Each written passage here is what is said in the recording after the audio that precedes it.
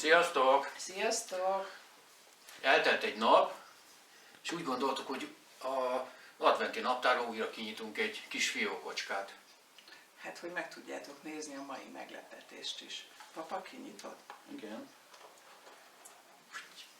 Sziasztok! Ma aztán nagyon eltévedtem.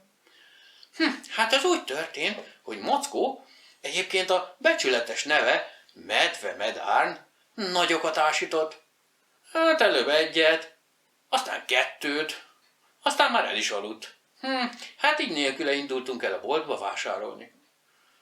Hát én személy szerint nem nagyon szeretem ezt az elfoglaltságot, ezért megbeszéltem Vendellel és Hópihével, hogy amíg ők beszerzik a finomságokat, addig én sétálok egyet a környéken.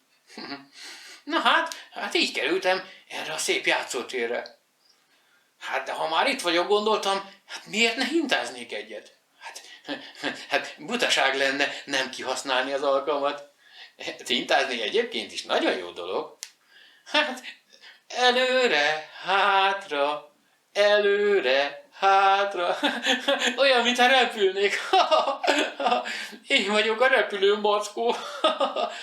Na még egyszer, előre, hátra. Hát sose gondoltam volna, hogy ez ilyen szórakoztató is lehet, hogy egy Mockó eltéved. Hinta, palacsinta, mézes palacsinta.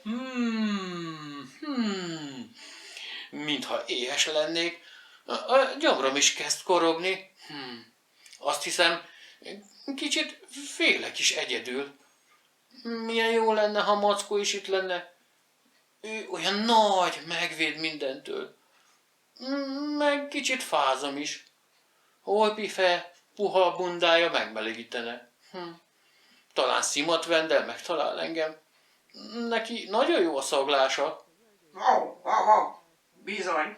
És ez a mi nagy szerencsénk. Na végre, hogy előkerültél. Júj, de jó, hogy itt vagytok. Soha többet nem lófrálhatsz egyedül. Nagyon izgultunk miattad. Ne haragudjatok, kérlek. Többet nem fordul elő, ígérem. Jól van. Csak menjünk már haza. Ideje lesz megmosakodnom végre, és vár a finom tejecském is. Na, de hogyha már itt vagyunk, mi is játszhatnánk egy kicsit. Jól van. Tulajdonképpen nem bánom. A tejecském még úgy is nagyon meleg. Júj, de